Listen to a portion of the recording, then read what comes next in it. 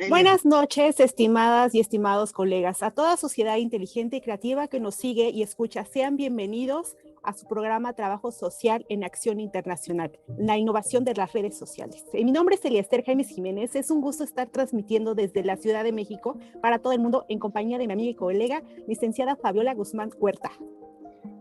Buenas noches, es un gusto estar con ustedes. Bienvenidos a su programa Trabajo Social en Acción Internacional. Los invitamos a compartir esta transmisión, dar una reacción positiva, un me gusta, un me importa. Es la mejor forma de valorar nuestro trabajo. Además, los invitamos a suscribirse a nuestras diferentes redes sociales en Facebook, YouTube e Instagram. Nos encuentran como Trabajo Social en Acción Internacional, Trabajo Social en Acción México, y en nuestra página web, que es www.trabajosocialenaccioninternacional.com, es todo seguido, donde encontrarán el primer observatorio de trabajo social con más de 3,000 organizaciones registradas de trabajo social, además la biblioteca académica y especializada de trabajo social y mucha información relevante y útil para ti. Iniciamos con el tema. El síndrome de alienación parental fue introducido por Richard Gardner en el año de 1985 en un juicio de divorcio por la tenencia de los hijos, en donde actuaba como perito judicial, siendo esta su actividad principal. El SAP, según Gardner, es definido como un trastorno que surge principalmente en el contexto de las disputas por la guardia y custodia de los niños. Su primera manifestación es una campaña de difamación contra uno de los padres por parte del niño, campaña que no tiene justificación. El fenómeno resulta de la combinación sistemático adoctrinamiento de uno de los padres y de las propias contribuciones del niño dirigidas a la vilificación del progenitor, objetivo de esta campaña denigratoria. Hoy tenemos a un gran invitado, el doctor Carlos Montaño Barreto, con el tema la alienación parental desde la intervención del trabajo social. Fabiola, ¿nos puedes ayudar con la semblanza de nuestro invitado del día de hoy? Sí, buenas noches a todos y es un honor tenerlo con nosotros. Bueno, el doctor Carlos Eduardo Montaño Barreto nació en Montevideo, Uruguay, en el año de 1962. Él es doctor en el servicio social, que para nosotros es trabajo social, por la Universidad Federal del Río de Janeiro, Brasil, donde también es profesor titular y catedrático e investigador. Él es graduado en Servicio Social por la Universidad de la República de Uruguay en el año de 1989. Realizó estudios de posgrado en el Instituto Superior Miguel Torga de Portugal entre el año de 2009 y 2010. También es autor de diversos libros como La microempresa en la era de la globalización en el año 1997, La naturaleza del servicio social de Cortés de 1998 y 2007. También escribió El tercer sector y cuestión social, también de Cortés, en el 2002 y 2005. También es autor de Estado, clase y movimiento social, también es donde tiene coautoría con Cortés en el 2010. También tiene el texto de Alienación parental y custodia compartida, un desafío al trabajo social en la protección de los más indefensos, el niño alienado. Esta es de Lumen y es del año 2016. Y bueno, su última obra es Identidad y clase social, que es de Anita Garibaldi del 2021. Él es coordinador de la Biblioteca Latinoamericana de Servicio Social de Cortés. Ha sido profesor invitado y conferencista en varios países de Latinoamérica, como Argentina, Bolivia, Brasil, Chile, Colombia, Costa Rica, Guatemala, El Salvador, México, Paraguay, Perú, Puerto Rico, Uruguay, así como en Portugal y España. Fue miembro de la Dirección Ejecutiva de Latinoamérica de Enseñanza e Investigación en Trabajo Social del año 2006 al 2008. Es coordinador nacional de Relaciones Internacionales, que es la Asociación Brasileña de Enseñanza y Pesquisa en Servicio Social, del 2008, 2010, 2011 y 2012. Ha supervisado 3 postdoctorados, 16 tesis doctorales y 16 disertaciones de maestría realizando también una coordinación con el grupo de estudios sobre política de Estado, trabajo y servicio social. Es organizador de colecciones como La política social de hoy en el 2000, Metodología y servicio social hoy en debate del 2001, Servicio social crítico en el 2003, Coyuntura actual latinoamericana y mundial en el 2009, Conocimiento y sociedad y otras expresiones en el 2013, El canto de sirena de Cortés del 2014, y bueno, Expresión de la ofensiva interconservadora en el contexto contemporáneo del 2018. Elia. Entonces, bienvenido, doctor Carlos Montaño. Es un honor y un gusto tenerlo aquí por fin y tenerlo en nuestra iniciativa y puede compartir sus conocimientos. Buenas noches desde la Ciudad de México. Primeramente nos gustaría preguntarle, para conocerlo un poquito más, ¿qué le motivó a estudiar trabajo social? ¿Por qué trabajo social? Bueno, antes de más nada, buenas noches. Quiero agradecer a Fabiola, a Elía Esther, a René por la invitación, por la oportunidad de poder estar compartiendo con ustedes este momento, este debate y esta discusión. Quisiera apenas hacer una precisión, porque tiene que ver con el tema que nos convoca hoy a la discusión, sobre el libro del cual vamos a basar toda la discusión de hoy, de alienación parental y custodia compartida, que fue editado el año pasado en español, en una versión también reelaborada para el público hispanoamericano por la editora Espacio de Argentina. Entonces es una bibliografía que hoy existe en español. Bueno, sobre las motivaciones para el trabajo social, evidentemente en épocas de los años 80, en las salidas de las dictaduras militares, de los procesos de reinstitucionalización democrática, de las luchas contra las dictaduras en Brasil, en Uruguay, en Argentina, en Chile, etc. En ese periodo de semillero de lucha social, yo que venía haciendo sociología, abandoné la sociología y opté por el trabajo social, justamente en función de una perspectiva más intervencionista, etc. Claro que hay un poco de mesianismo en esa opción juvenil por seguir la carrera de trabajo social, entonces en Uruguay llamada de servicio social, pero efectivamente es una profesión que, además del bagaje teórico que uno precisa manejar para la comprensión de la realidad, tiene un fuerte apelo de la intervención, de la práctica, del contacto con los sujetos, con la población, con las clases y sectores subalternos. Entonces fue un poco todos esos caminos que me llevaron a optar por el trabajo social. Ok, ¿y cuál ha sido la satisfacción más grande que le ha dado esta profesión?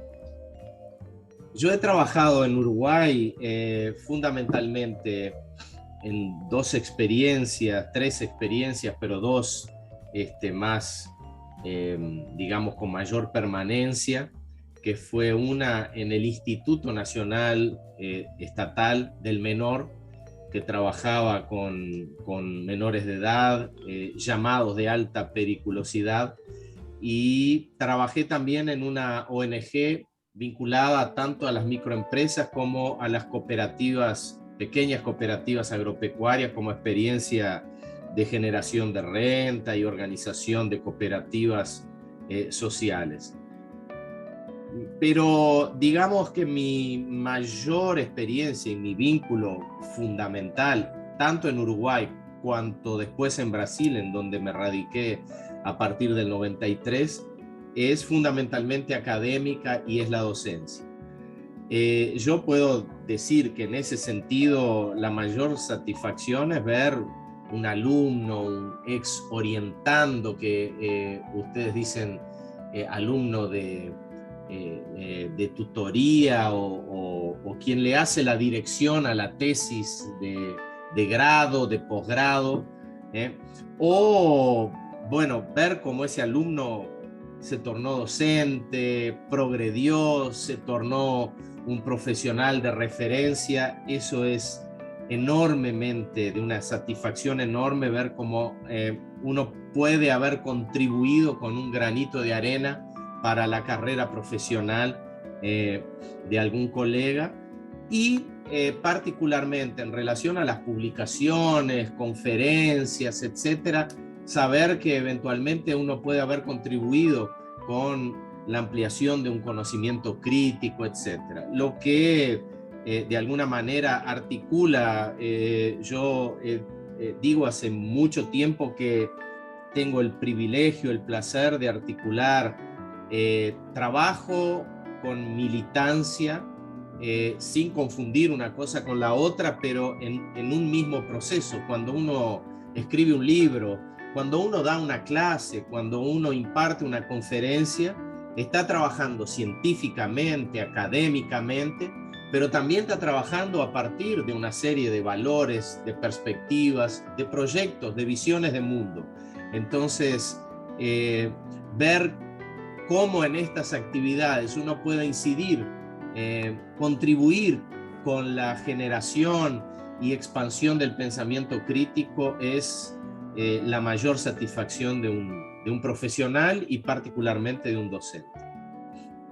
Muy bien, doctor Montaño. Y para retomar el tema y que atañe a esta entrevista, nos gustaría preguntar, ¿qué es la alienación parental y si es lo mismo que el síndrome de alienación parental? La pregunta es extremadamente pertinente porque es difícil cuantificarlo, pero yo diría que en el 99% de las veces se confunde alienación parental con síndrome de alienación parental. ¿Por qué? Porque son nombres muy parecidos y porque son procesos muy relacionados, pero son relacionados pero diferentes y son esencialmente diferentes. Y ocurre que cuando se identifica la alienación parental con la síndrome de alienación parental, al descalificar la síndrome de alienación parental porque se dice fue elaborada por una persona que no tenía compromisos, que defendía, eso se dice, a pedófilos, a padres pedófilos, que por lo tanto tiene una caracterización que llama de síndrome, de patología, a algo que la Organización Mundial de la Salud aún no ha tipificado como patología, etcétera. Sobre eso voy a hablar enseguida. Al descalificar la llamada síndrome de alienación parental, sea porque el autor inicial puede ser una figura polémica, sea porque la propia caracterización como síndrome puede ser polémica, al confundir la síndrome de alienación parental con la práctica de alienación parental, se descalifica todo. Entonces, como punto de partida es preciso diferenciar, yo diría claramente lo que es la práctica de alienación parental de la llamada síndrome de alienación parental. ¿Qué es la práctica de alienación parental? Es algo que no precisa tipificación científica, no precisa un estudio psicológico, es absolutamente constatable.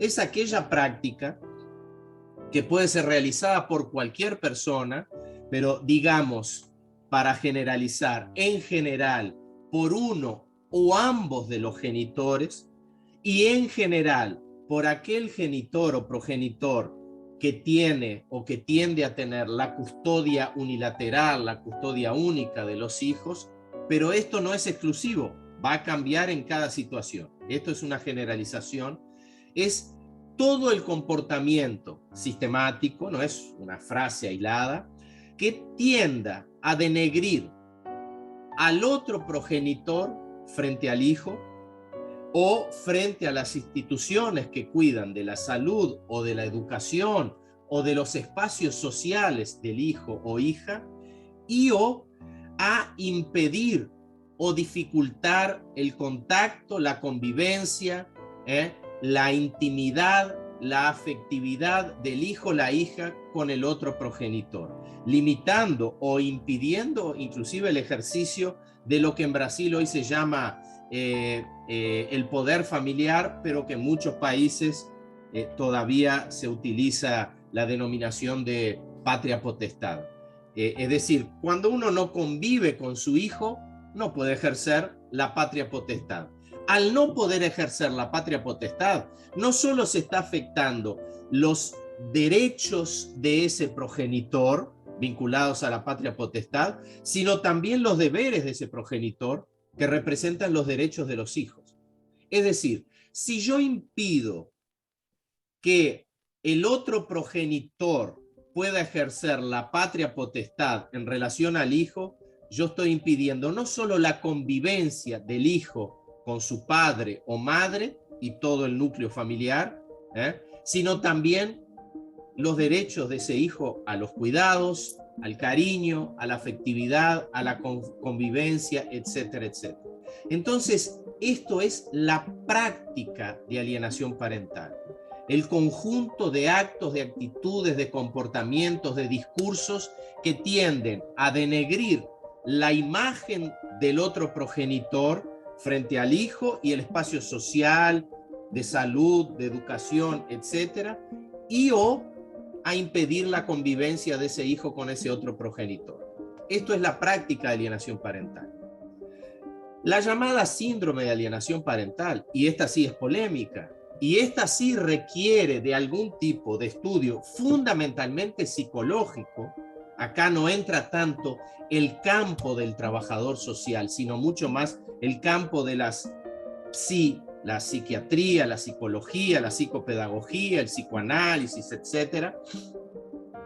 La llamada síndrome de alienación parental sería, y estoy colocándolo de forma condicional, la eventual consecuencia en el hijo de la práctica de alienación parental. Vean, una cosa es la práctica de alienación parental. Uno de los progenitores, estoy hablando en términos generales, pero sabemos que esto varía en cada caso, uno de los progenitores busca impedir el contacto o denegrir la imagen del otro con el hijo. Práctica de alienación parental. La dicha síndrome de alienación parental sería cuando el hijo pasa, en función de esa práctica, a rechazar, a temer o inclusive a odiar a ese otro progenitor. Y estoy hablando progenitor o progenitora en función de la práctica. Esto puede o no ocurrir. La práctica de alienación parental no necesariamente deriva en síndrome de alienación parental. La práctica de alienación parental son actos realizados por los adultos, la llamada trastorno en el niño o niña o adolescente. Entonces estamos hablando no solo de actos diferentes, de elementos diferentes. Uno es práctica social, entorno psicológico. Uno se desarrolla o es desarrollado por el adulto. El otro se desarrolla en el niño, niña o adolescente. Es decir, son cosas muy diferentes, relacionadas. No existe síndrome de alienación parental sin práctica de alienación parental.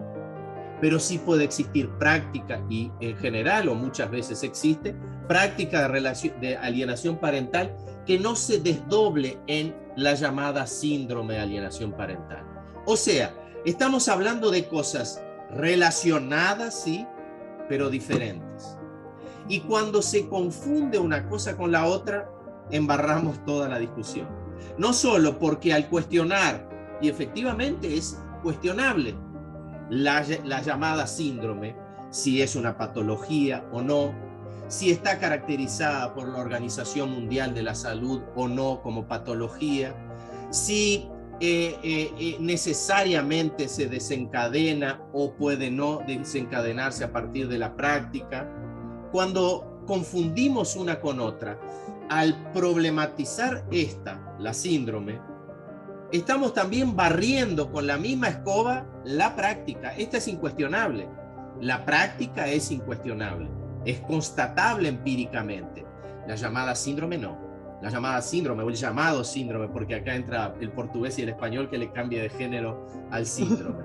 El llamado síndrome de alienación parental precisa un estudio psicológico, precisa una ampliación del conocimiento psicológico para determinar si ella existe o no existe. Pero aún más, y con esto termino esta primera pregunta, pero aún más, las leyes, que son muy diversas en cada país, inclusive en México, en estados diferentes, la legislación, la tipificación legal, sea nacional, estadual, o distrital, o inclusive internacional, la tipificación legal de la alienación parental remite a la práctica de alienación parental, nunca tratando la síndrome de alienación parental. Lo que llevó en el ex Distrito Federal, ahora Ciudad de México, a derogar la ley, solo en ese contexto, a derogar la ley de alienación parental. Sí, de hecho aquí en la Ciudad de México está considerado como violencia familiar, lo que es la alienación parental, y parece que solamente es en la Ciudad de México. Y bueno, ¿se puede generar alienación por ambos progenitores? Sí, pero antes quisiera solo observar una cuestión. No solo en Ciudad de México se considera la práctica de alienación parental como violencia familiar. Y al hablar de violencia familiar estamos hablando de la violencia de adultos en relación al niño. Inclusive, bueno, en el Código Civil de Aguascalientes y en el Código Familiar de Morelos, ahora no sé si es civil o familiar en uno u otro, en ambos casos existe una ley específica de alienación parental que considera la alienación parental como manipulación o inducción que un progenitor realiza hacia su hijo menor, y que son consideradas sí como violencia sobre el niño. En otros estados que de repente no hay una ley específica de alienación parental o un artículo específico de alienación parental, o sea que no lo tipifica específicamente llamando la alienación parental, como por ejemplo el Código Civil de Puebla, el artículo 608 dice, sin decir el nombre de alienación parental, dice que cada uno de los ascendientes debe evitar cualquier acto encaminado a producir en los menores rencor o rechazo hacia el otro progenitor. Es decir, sea siendo llamado como alienación parental o sin mencionar este término, en 18, si no me equivoco, estados en México, la alienación parental o la práctica de impedir el contacto, la convivencia o de denegrir la imagen del otro progenitor en relación a los hijos es considerado como una violencia hacia el menor, o sea, el niño y el adolescente. Lo mismo podríamos hablar en Argentina, que no hay una ley específica de alienación parental, pero también un artículo, bueno, no voy ahora a identificarlo, pero que también inclusive criminalizando con pena de prisión de 6 meses a 1 año por la práctica de alienación parental como forma de violencia a los niños, niñas y adolescentes. Y yo diría que el caso más emblemático es el de Brasil, que sí tiene una ley de alienación parental del 2010 y que tipifica la alienación parental como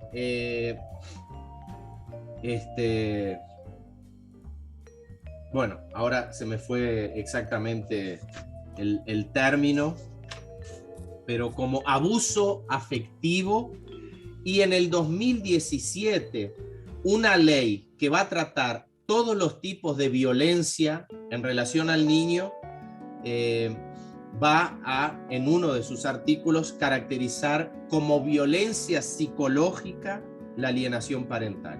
O sea, el hecho de caracterizar la práctica, cuidado, no el síndrome. El síndrome es otra cosa, como yo decía muy rápidamente, es algo que eventualmente se desencadena en el niño o niña a consecuencia de la práctica.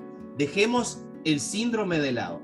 La práctica de alienación parental es en general tipificada como una violencia sobre el niño, niña o adolescente. Y ahora sí, yendo a tu pregunta, ciertamente puede ser la alienación parental no solo realizada por ambos progenitores, como por otras figuras que no sean los progenitores. Por ejemplo, un guardián, una persona que ejerce la custodia de los niños, por abuelos o abuelas, tíos o tías, por hermanastros, por padrastros o madrastras. Es decir, el abanico de posibilidades de aquel que busca denegrir frente a un niño, niña o adolescente la imagen de uno de los progenitores o inclusive impedir su contacto puede ser realizado por muchas figuras e inclusive simultáneamente por varias figuras, entre ellos padre y madre. El tema es que lo que podemos decir es que en general la práctica de alienación parental tiende a tener efectividad, o sea, a poder plasmarse realmente cuando ella es realizada por alguien que, digamos, tiene algún tipo de poder, sea afectivo, sea inclusive de poder de decisión sobre el niño. Yo solo puedo impedir que un niño tenga contacto con el padre o con la madre cuando yo tengo autoridad para impedirlo. Cuando yo tengo un lazo de afectividad y de confianza en ese niño conmigo. Si yo hablo a un niño que no me considera, que no me tiene como una referencia, hablo mal del padre o de la madre, ese niño va a ignorar todo lo que yo diga. Ahora, si yo tengo un lazo de afectividad con ese niño o niña, entonces mis palabras van a tener otra fuerza. En ese sentido, podemos decir que quien más ejerce la práctica de alienación parental tiende a ser quien tenga la custodia unilateral o la custodia exclusiva de los niños. No quiere decir que todo sujeto, padre o madre u otro miembro familiar que tenga la custodia del niño realice alienación parental, pero quiere decir que la práctica de alienación parental, cuando ella es realizada, tiene mayor efectividad en aquellos casos cuando es realizada por el individuo que tiene la custodia unilateral de esos niños. En este caso, cuando se da la alienación parental, ¿cómo interviene el trabajador social en estos casos? Bueno, aquí habría que separar cómo interviene de cómo debería intervenir. Ok. ¿Por qué? Porque lo primero que debemos decir es que el trabajador social es un profesional importantísimo en estos casos. Yo diría de los más importantes. Diría no, quiero ser entonces afirmativo. Yo diré de los más importantes. Entre el personal del campo jurídico, el del derecho, jueces, promotores, abogados, etcétera. Después tenemos el área de la psicología, que son peritos llamados para estudiar algunos casos, para elaborar diagnósticos o informes psicológicos, y el trabajador social. Que el trabajador social, yo diré, es más llamado que el psicólogo. El psicólogo es llamado por el juez en algunos casos, cuando el juez ve que precisa de algún diagnóstico psicológico. El trabajador social siempre es llamado. Siempre es llamado. El trabajador social va a hacer un estudio social, yo diría, vía de regla. Jueces no deciden sobre la custodia o la guarda de los niños sin el estudio social. Pueden hasta hacerlo sin el estudio psicológico, pero jamás lo hacen sin el estudio social. El papel, el peso, y yo diría más, una palabra que a veces en el trabajo social es muy mal vista, pero pero que debemos entenderla porque hace parte de nuestro ejercicio profesional. El papel social, la función social y el poder que tiene el trabajador social para definir estas cuestiones sobre la custodia de los niños es enorme. Y no siempre el trabajador social representa este papel. ¿Por qué? Porque en primer lugar no tiene formación para ello. ¿Por qué digo que no tiene formación? Porque en los espacios de grado o pregrado, el trabajador social no tiene formación específica para eso. Voy a decir muy bien, porque soy el primero en defender una formación de pregrado generalista y no específica en áreas. Las áreas salimos después en las especializaciones a formarnos en las áreas específicas. Pero no solo no hay formación específica, tampoco la hay en los posgrados. Y no solo no hay formación inclusive en grado y en posgrado, sino que no hay investigaciones sobre alienación parental, sobre custodia de los niños, sobre todo este campo enorme en el cual los trabajadores sociales, como decía anteriormente, tienen un papel central, no importante, central en esta definición. Entonces, yo, por ejemplo, hice esa investigación en el libro publicado en Brasil, repito, después hice una versión orientada para no solo la legislación brasilera, sino el contexto de algunos países como México, Chile, Uruguay, Argentina, Puerto Rico, Colombia, y también algunos caminos por internet para ver qué producción había en trabajadores sociales sobre alienación parental, y hay poquísimo o nada. En primer lugar, ningún libro, artículos muy pocos y de poca circulación, en revistas de poca circulación. Y la alienación parental es trabajada muy raramente en algunos congresos profesionales. Es decir, no hay investigación, no investigamos. Es una realidad con la cual el trabajador social que está en los juzgados de familia, en los juzgados de los niños y adolescentes, lidia cotidianamente, pero sobre el cual el trabajo social no invierte ni en formación ni en investigación.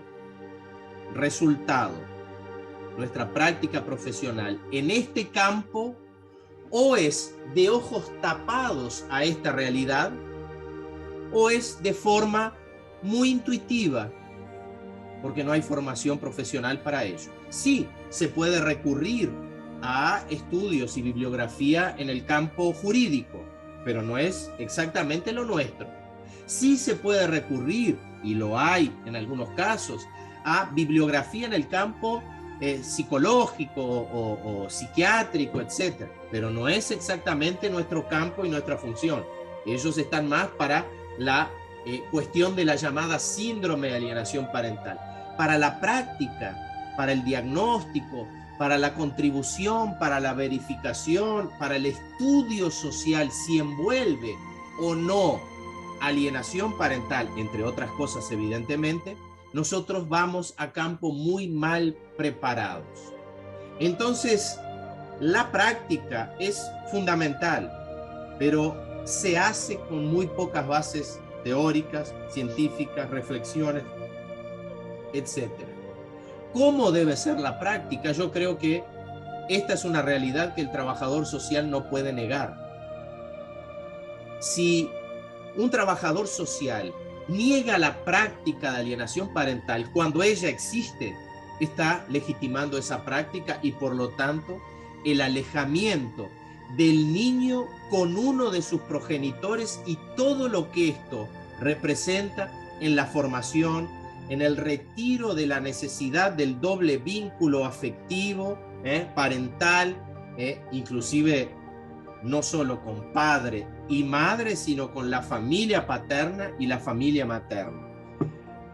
Por otro lado, cuando el trabajador social acepta una eventual denuncia de alienación parental, cuando esta alienación parental no existe, puede estar contribuyendo a camuflar otro tipo de práctica, como por ejemplo abuso físico, sexual, etcétera, etcétera. Entonces, esta es una realidad que no puede ser escondida, que no puede ser afirmada sin estudio y que no puede ser negada sin estudio. Y por lo tanto, el tema alienación parental tiene que ser tratado seriamente, científicamente, por nuestro colectivo profesional. Ok, bueno, vamos a un breve corte y continuamos con esta transmisión.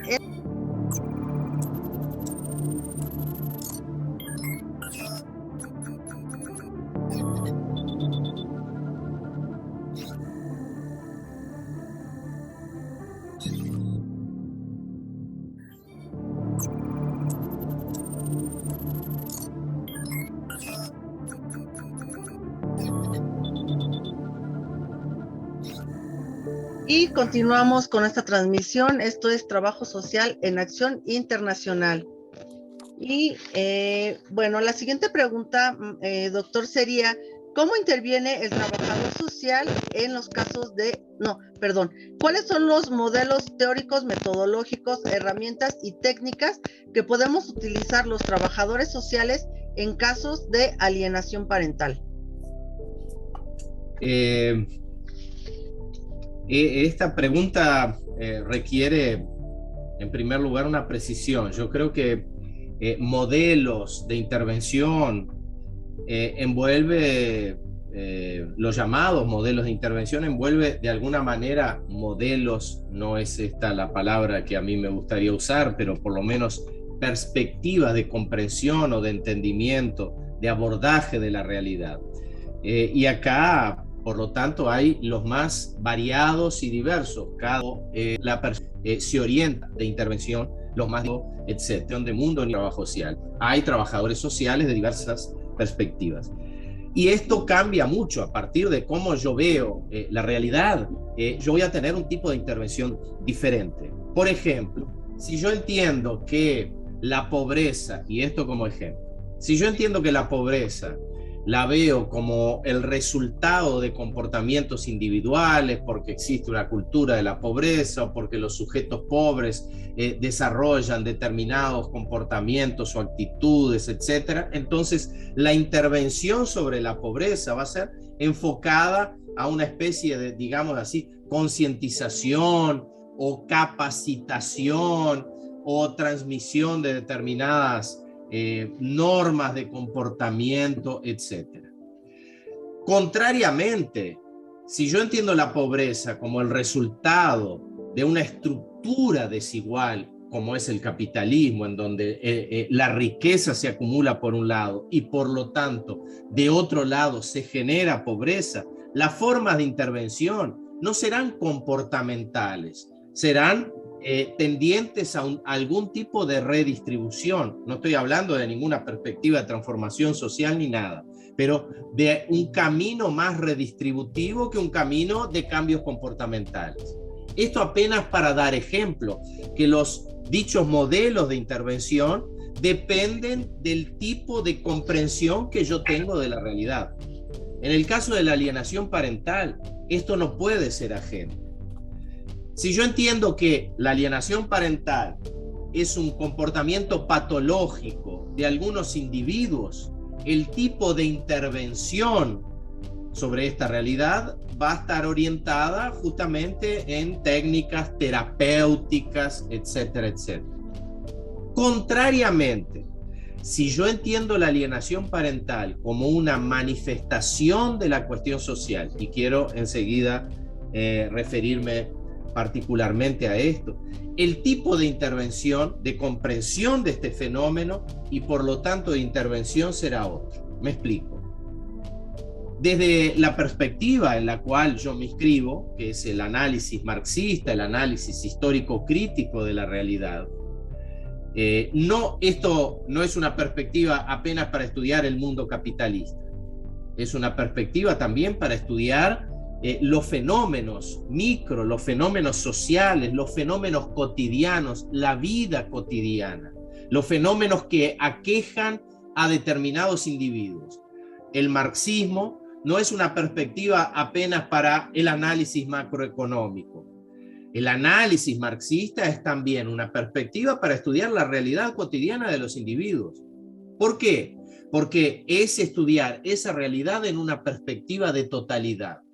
Es decir, no el fenómeno aislado, no el fenómeno desarticulado, no el fenómeno como autoexplicado o autoproducido, sino estudiar cualquier fenómeno, repito, sea la estructura macro o sea un fenómeno absolutamente singular y microsocial, estudiarlo a partir de la perspectiva de totalidad, como algo inserto en una totalidad.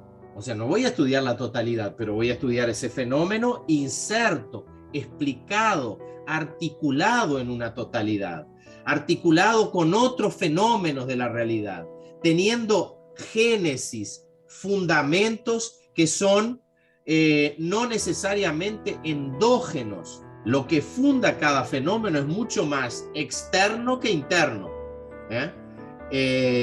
Los fundamentos de cualquier fenómeno es el conjunto de condiciones o el conjunto de fenómenos que crea las condiciones para que ese nuevo fenómeno se funde, se crea, se desarrolle. Esto vale para la alienación parental. En una perspectiva crítica, histórico-social y de totalidad, yo no entiendo la alienación parental como un fenómeno de una patología individual. Los padres o madres que practican la alienación parental tienen un carácter horrible o tienen algún tipo de patología psicológica o de perversidad, etc. Puede hasta existir, no estoy negando que pueda eventualmente existir, pero es un fenómeno social que precisa ser explicado más ampliamente y más críticamente. Yo diría, hay 3 elementos históricos sociales que nos ayudan a entender mejor el fenómeno de la alienación parental, y ellos tienen a ver con cambios históricos sociales contemporáneos, porque esto siempre existió, pero nunca existió con el problema y con la dimensión que existe hoy. En primer lugar, yo diría, el fenómeno de la alienación parental en cuanto manifestación de la cuestión social precisa ser explicado, precisa ser entendido a partir de 3 elementos fundamentales. En primer lugar, tiene que ver con los cambios fundamentales en los papeles de género. El machismo, la sociedad machista y patriarcal entiende de forma muy rígida y predeterminada que el cuidado de los hijos es de la mujer, de la madre. Hay de aquella madre que quiera compartir los cuidados de sus hijos con su excónyuge. Hay de esa madre. Será socialmente hasta penalizada. Una madre que divida los cuidados de los hijos con el padre de su niño. Socialmente, esa madre va a ser, digamos, de alguna manera recriminada. La sociedad aún estimula, aún promueve, yo diría, la propia alienación parental. La propia sociedad, la propia cultura machista y patriarcal entiende, estimula, genera, yo diría más, presiona a las madres, a las mujeres, a ese supuesto cuidado y vínculo natural que el propio movimiento feminista cuestionó. El amor materno es un mito. El amor materno, como el paterno, es construido socialmente. No hay una innata condición femenina para el amor materno. Hay una construcción social para el amor materno, de igual manera que el amor paterno. No es porque es madre y mujer que ama naturalmente más a sus hijos, y por ser padre y hombre que ama por su naturaleza menos a sus hijos.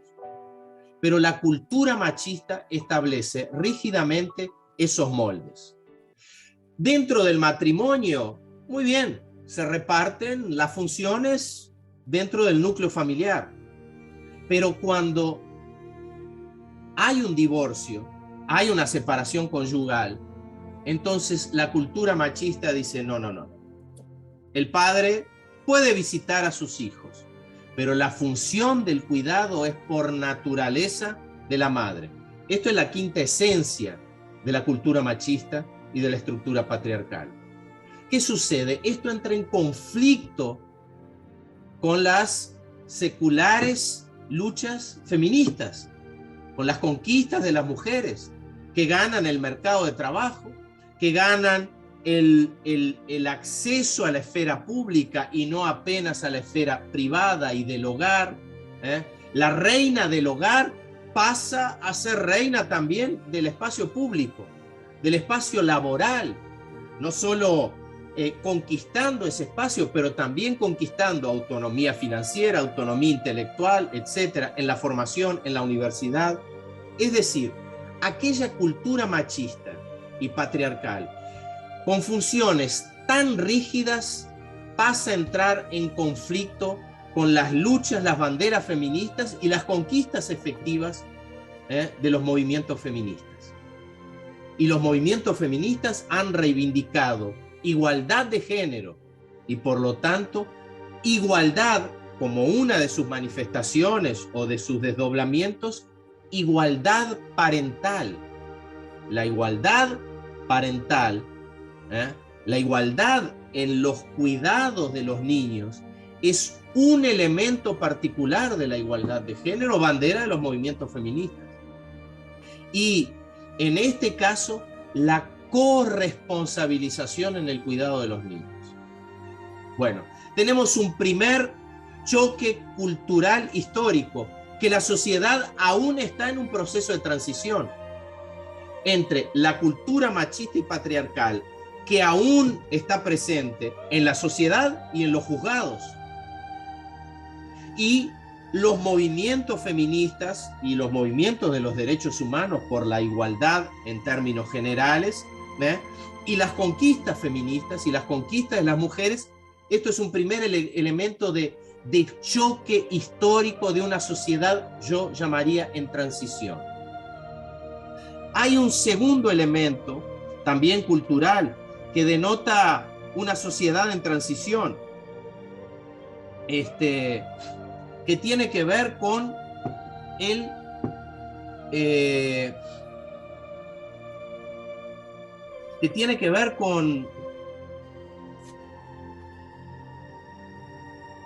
con el papel del matrimonio y el lugar de los divorcios.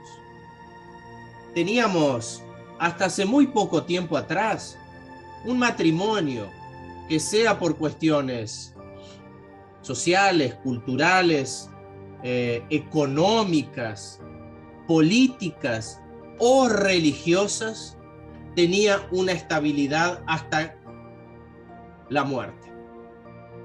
La idea de el casamiento hasta que la muerte los separe era, por un lado, religioso y por otro lado también económico, político, etc.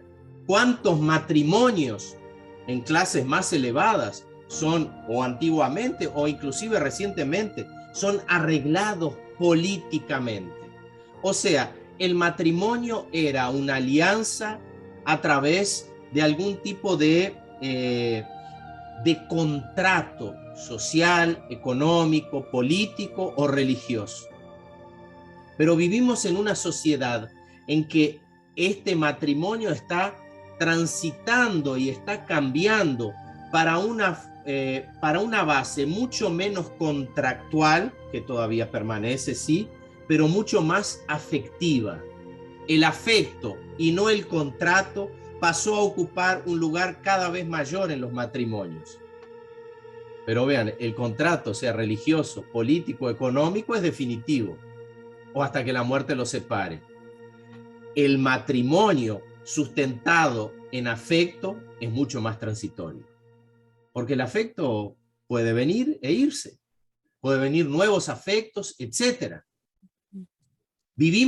Nosotros hemos vivido en una sociedad en la cual el matrimonio, aunque no hubiera más afecto, la sociedad estimulaba mantener el matrimonio más allá de la permanencia o no, del amor, de la atracción, del compañerismo, etcétera, etcétera.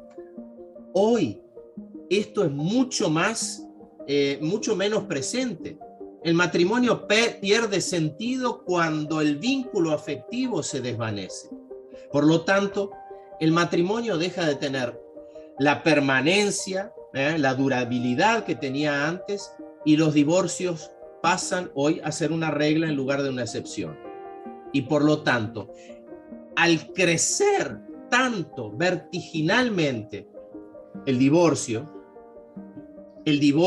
en relaciones conyugales con niños, es justamente en los últimos años, y yo diría años, ni siquiera décadas del siglo pasado, para este nuevo siglo, que nosotros vivimos una sociedad en transición en donde el matrimonio es mucho menos estable y el divorcio pasó a ser una regla.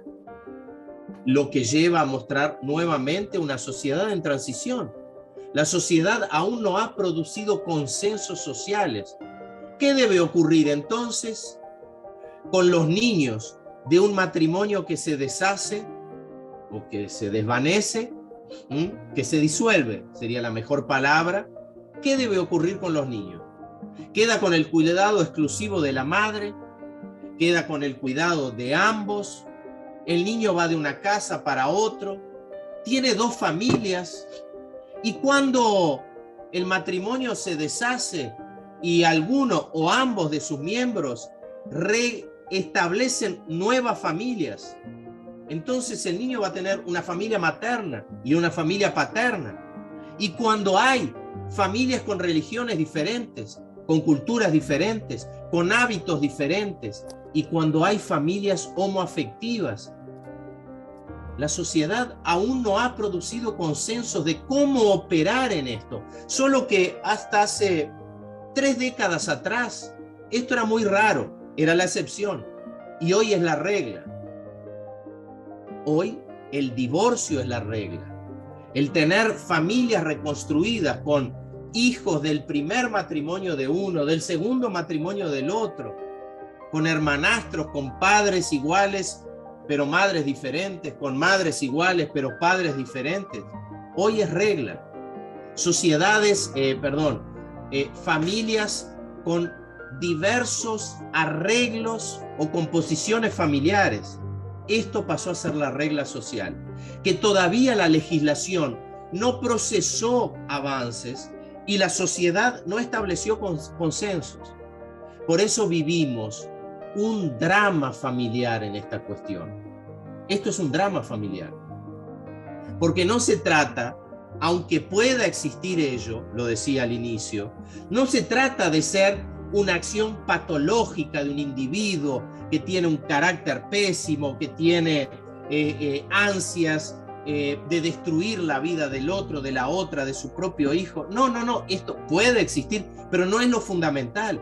Se trata de una sociedad en donde hoy el divorcio de matrimonios, de relaciones conyugales con niños pasó a ser la regla.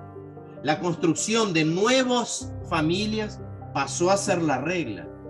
La composición de familias con diversidades y diversos tipos de arreglos o composiciones familiares es enorme y pasó a ser la regla. Y la sociedad aún no sabe cómo comportarse. Las leyes aún no ha procesado, la sociedad no ha procesado consensos y las leyes aún no han orientado definitivamente a esto en función de los consensos. ¿Qué ocurre con esto? Se lleva a una situación de conflictos familiares. Los conflictos en las disputas de custodias o de guardias son a veces conflictos interminables y conflictos con un nivel, yo diría, de enemistad, animosidad muy grande, porque por un lado la sociedad presiona al cuidado exclusivo de la madre. Repito, hay de aquella madre que quiera dividir los cuidados de los hijos con el padre. La sociedad va a penalizarla. ¿Qué madre es esa que divide con el padre? Al final es la responsabilidad de ella. Quiero decir, esto no es lo que yo estoy diciendo, esto es lo que dice la cultura machista y patriarcal, que nos somete. Y por lo tanto hay presiones sociales, hay conflictos, hay procesos, hay una sociedad en transición que aún no ha generado los consensos para ecuacionar estas transiciones que hemos visto, entre ellas mucho más. El ingreso de la mujer al mercado de trabajo, con, lo decía anteriormente, con autonomía financiera, etcétera, etcétera. Muy bien. La siguiente pregunta es, si se detecta este síndrome, ¿el progenitor alienador puede perder la custodia? Bueno, primero, siguiendo la diferenciación entre síndrome de alienación parental y la práctica de alienación parental. Aunque no pueda eventualmente existir síndrome de alienación parental, es decir, que el niño pase a rechazar injustificadamente a padre o madre, aunque no se derive en síndrome de alienación parental, puede haber la pérdida de yo diría, de la custodia o la guardia. Esto, quiero decir, dos precisiones sobre eso. En primer lugar, depende de las leyes. En Brasil, la ley de alienación parental establece como, digamos, última acción del juez. Primero el juez observa, llama la atención, pone multa, etcétera, etcétera. De última instancia, la pérdida de la custodia, o como dice la ley brasilera, la inversión de la custodia.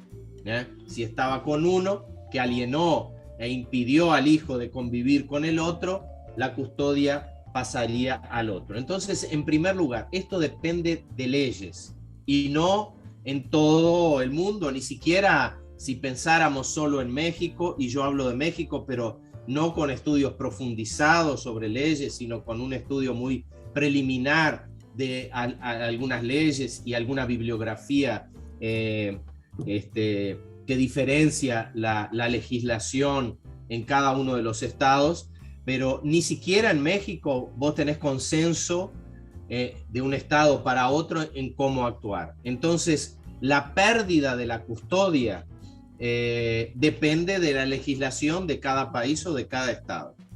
Pero en segundo lugar, y acá quiero decir mi opinión personal sobre eso, esto sería apenas el caso de un nivel de práctica de alienación parental extremadamente grave.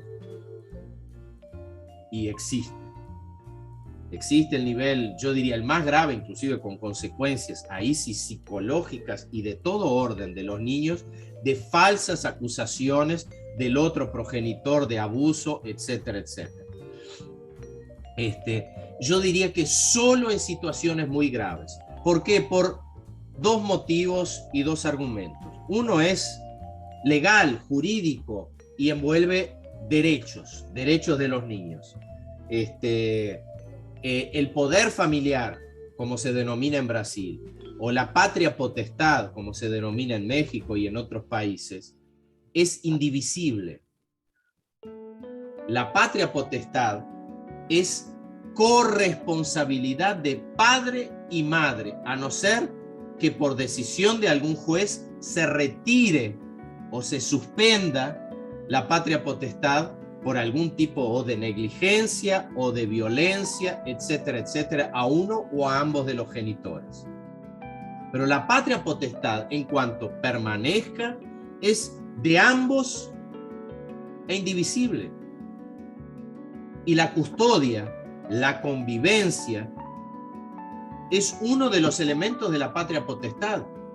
Si en la patria potestad tanto padre como madre tienen como deber el cuidado de los hijos, ¿cómo alguien puede cuidar a su hijo con el cual no convive? La convivencia es un elemento esencial de la patria potestad. Es en la convivencia que se establece el lazo de afecto, de confianza, el lazo de entendimiento, de referencialidad, etc. ¿Cómo un padre o una madre no conviviente puede cuidar la salud, la educación de sus hijos, si no tiene este lazo de intimidad, de confianza, de vínculo afectivo? Entonces, si se interrumpe la convivencia, si se interrumpe la custodia de uno de sus padres, se está violando la indivisibilidad y la irrenunciabilidad de la patria potestad de ambos genitores.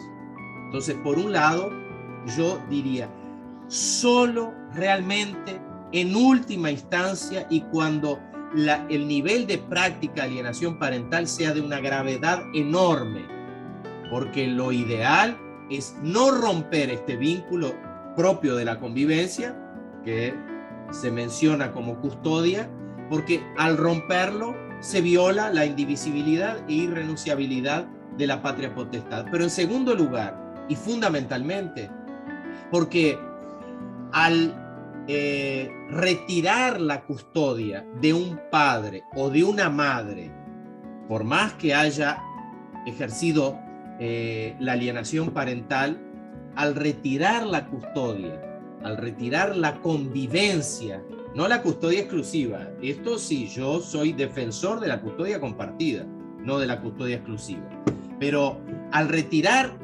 la custodia compartida a uno de los progenitores porque realiza práctica de alienación parental, yo estaré revictimizando al niño, a la niña o al adolescente. Porque este niño o niña que fue impedido de convivir con uno de sus progenitores por vía de la práctica de alienación parental del otro, ahora va a ser impedido de convivir con este otro.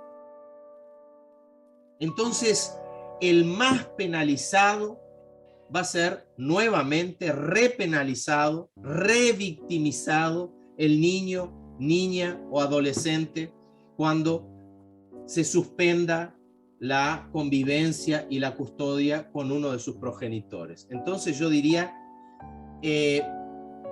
las leyes y particularmente la práctica del trabajador social, y con esto también recurro a la pregunta anterior, no deben ser orientadas a la penalización, sino orientadas a la inhibición de la práctica de alienación parental. Ok, bueno, pues le agradecemos, doctor. Es un tema muy interesante que realmente tiene muchísimo que abordar. Y bueno, les vamos a recomendar el libro justamente de el doctor Montaño, que es Alienación Parental y Custodia Compartida, un desafío al trabajo social en la protección de los más indefensos, el niño alienado, que bueno, nos acaba de comentar que hay una edición, la edición original es en Brasil, se fue donde se hizo, y la reedición que es para América Latina fue en el 2019. No, la reedición fue ahora, el 2021, ahora el año pasado. Ok, y se encuentra con el mismo título. Sí, el mismo título.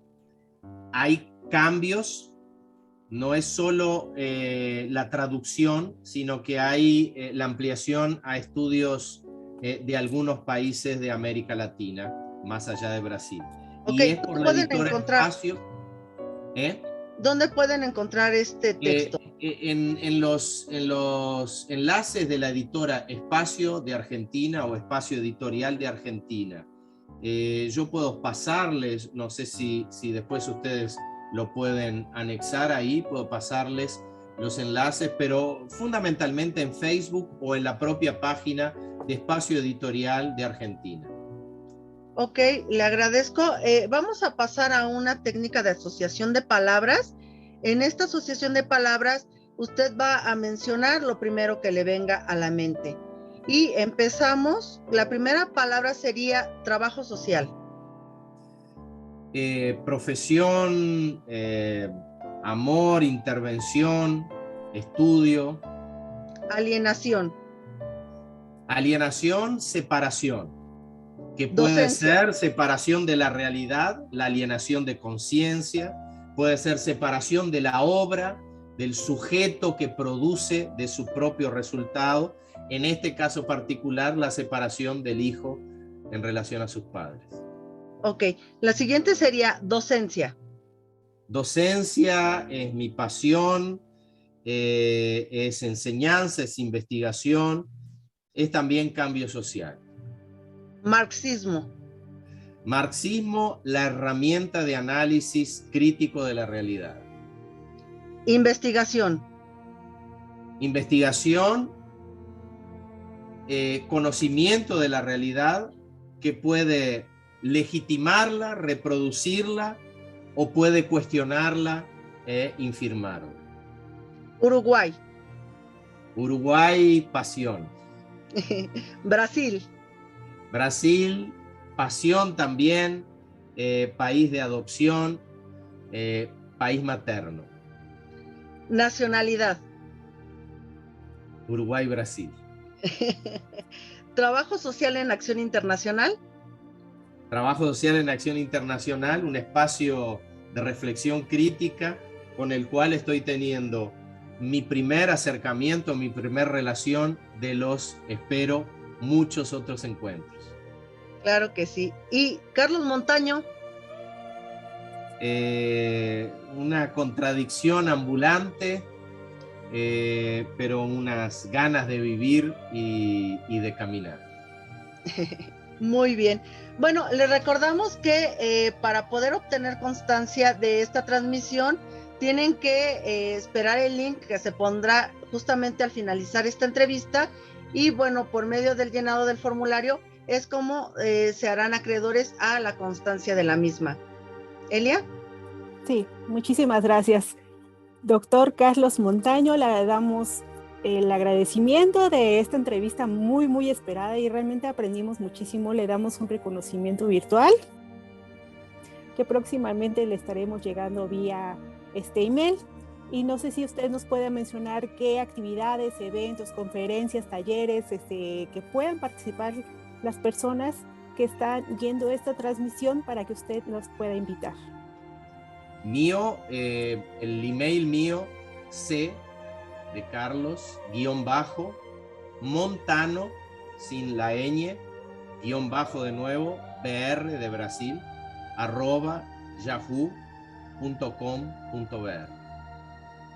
Pues muchísimas gracias. Ahí tienen los datos del doctor Carlos Montaño para que se pongan en contacto para más tema, más conocimiento y aprender con él. Y yo agradezco. Muchísimas gracias. Estimados y estimadas colegas, los esperamos este próximo martes 5 de abril en Trabajo Social en Acción México a las 7 p.m. de la Ciudad de México. Tendremos de invitada a la licenciada María Carolina Espinosa Escobar con el tema Trabajo Social en Trasplantes, un encuentro con la vocación. No se lo pueden perder. Se otorgará constancia con valor curricular por parte del Colegio de Trabajadores Sociales de México, ACE, recordando que este año celebran 40 años de existencia y seguimos celebrando a través de esta entrevista académica. Y bueno, pues hoy acabamos una emisión más de Trabajo Social en Acción Internacional. Muchísimas gracias y les recordamos que se suscriban a nuestras redes sociales de Facebook, YouTube e Instagram, que encuentras como Trabajo Social en Acción Internacional, y nuestra página web trabajosocialenaccioninternacional.com. Esto fue Trabajo Social en Acción Internacional. Somos la voz de la profesión y muchísimas gracias, doctor Carlos Montaño, por su tiempo y pues aquí estamos para servirle. Bueno, mis saludos, mi agradecimiento y espero nuevas oportunidades de diálogo. Muchas gracias. Claro que sí, excelente noche para todos y no se olviden de compartir esta publicación, este enlace y seguirnos en nuestras redes. Bonita noche.